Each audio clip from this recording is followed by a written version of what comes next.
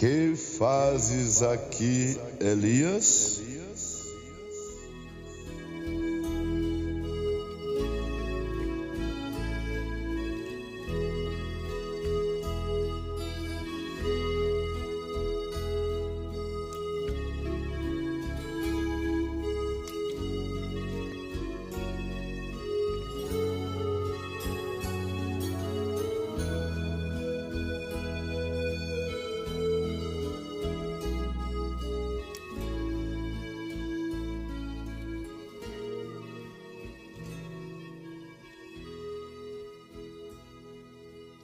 Nós lemos no primeiro livro de Reis, capítulo 19, versículo 9.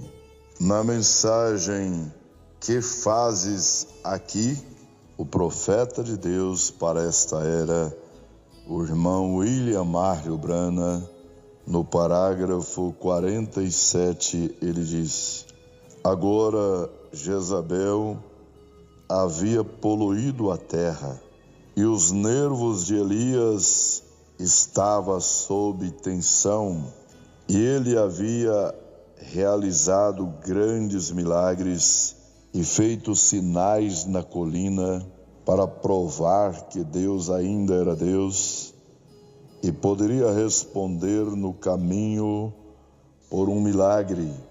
E o que isso trouxe? Um resultado? Uma ameaça para a sua própria vida. O que isso trouxe em vez de um reavivamento universal? Isso trouxe uma ameaça à sua vida. Jezabel, quando Acabe lhe disse essas coisas, ela disse: que os deuses me façam e muito mais, se eu não cortar sua cabeça a esta hora amanhã à noite. E Elias, que estava tentando com o coração nele de Deus, tentando mostrar ao povo que Deus ainda era Deus, e o tiro saiu pela culatra para ele. E ele correu para o deserto. Quando ouviu isso, e lá ele se deitou sob o zimbro, tentando encontrar consolo. Ele havia mandado seu servo embora e o deixado. Agora, nossa história segue em 3 lugares diferentes. Monte Carmelo, o próximo sob o zimbro, e o terceiro lugar em que Deus o encontra. Ele está em uma caverna. E é muito estranho, o pastor aqui sabe, e outros ministros. Observe, depois de seu Monte Carmelo, você terá um zimbro. Sempre que um homem tem uma bênção e o poder de Deus se derrama e faça algo por você, preste atenção. Satanás está no caminho. Apenas lembre-se, no dia seguinte, naquela segunda-feira, após um bom dia de domingo, vai ser uma coisa difícil, porque ele vai fazer tudo o que puder para arrancar de você aquela confiança que o Espírito Santo instilou em você na véspera. Então Elias teve um grande dia e ele estava nervoso de qualquer maneira.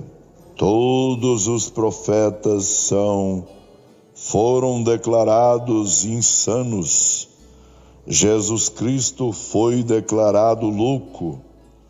Cada um dos apóstolos foi declarado louco pelo público, porque seu ministério era tão sobrenatural que as pessoas pensaram que eles estavam loucos. Todo aquele que vive piamente em Cristo Jesus sofrerá perseguições. Você se torna uma pessoa diferente. Como o irmão Beller disse sobre seu sinal atrás, você nasce de novo, você se torna uma nova criatura em Cristo. As coisas velhas já passaram, as coisas carnais do mundo não mais se apegam a você. E você não mais se apega a elas. Quando você passa da morte para a vida, quando Deus segura um homem, a primeira coisa que ele faz em uma igreja é trazê-lo do mundanismo para a santidade e da morte para a vida. Ele nasceu de novo, é novo, suas ideias são novas. O que precisamos é de um reavivamento como esse hoje. Realmente é verdade. Nós tivemos um mergulho do Espírito, tivemos bênçãos espirituais e levantes espirituais. Mas não precisamos mais disso. Precisamos de um reavivamento do Espírito do Deus vivo no coração das pessoas. Não precisamos tanto dos mergulhos do Espírito ou do despertar espiritual. Precisamos de um reavivamento, isto é, reviver o que temos. Não é um despertar espiritual. Às vezes isso causa multidões mistas, mas precisamos de um reavivamento que peneirará, sacudirá e eliminará todas as coisas. É como estar à beira-mar. Eu estava conversando com alguns irmãos em Porto Rico, algumas semanas atrás, que quando vi o grande mar e uma grande tempestade, as ondas estavam mais altas do que este tabernáculo. E eu disse: quer saber? Não tem mais uma gota d'água do que quando está perfeitamente calmo.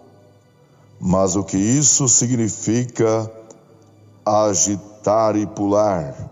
O que isso significa? Joga todo o lixo para fora na margem. É disso que a igreja precisa, é um reavivamento para sacudir disto todo o mundanismo e as coisas do mundo e trazer de volta a pureza, a santidade e Deus nos corações de seus crentes, humildade. Ora, homens para se adequar a si mesmos, eles não obtêm um reavivamento de vez em quando em seu espírito. Eles se tornam tão carnais e tão indiferentes, até que se auto-intitulam engomados, farisaicas. Eles leem e estudam, e isso é bom, mas não é disso que estamos falando. Você sabe mais sobre a palavra. É bom conhecer a palavra, mas é melhor conhecer o autor da palavra. Vê? Aquele pequeno algo que você deixa de fora, aquele algo no coração que faz de você o que você é. Essa é a coisa. E eu te digo, Eliseu e seus nervos à flor da pele. De qualquer maneira, sempre tive pena dele. Seus nervos estavam prestes a se romperem de qualquer maneira, e aquela grande pancada de Jezabel encerrou o golpe. Então ele correu e foi para o deserto e se deitou sobre o zimbro. Oh, aquela experiência do zimbro! Muitos de nós nos encontramos sob o zimbro. Eu me coloco lá muitas vezes em um lugar que você não sabe o que fazer. Você está confuso, francamente. Estou tão bem entendido agora e me perguntando: ó Deus, o que queres que eu faça? Você sabe, as pessoas sobre o zimbro são como Elias, gosta de dormir. Eu prego para as pessoas mais cansadas do que qualquer pessoa no mundo. As pessoas estão tão cansadas, elas estão tão tensas mentalmente que estão enchendo as instituições de insanidade e os hospitais em toda parte. Eles ficaram em tal estado de nervos que não sabem o que eles acreditam e o que eles querem. Eles estão apenas deitados ali, eles não sabem o que fazer. Oh, é uma visão triste. Ouça aqui, meu irmão, você não pode beber, você não pode gritar, você também não pode jogar cartas até ficar maçante. E você poderia fazer 1000 cestas e tentar dormir, mas não consegue. Todos os nossos pequenos remédios, a única coisa que fazem é ajudar os sintomas. Precisamos de uma cura para a doença. Precisamos ter Todos os psiquiatras do mundo não podem curá-lo. Isso apenas ajuda os sintomas. A cura está no sangue de Jesus Cristo. Não descansar na praia. Não vá buscar a um hino, um coro para cantar hinos. Isso é o que estamos tentando fazer hoje, cantar.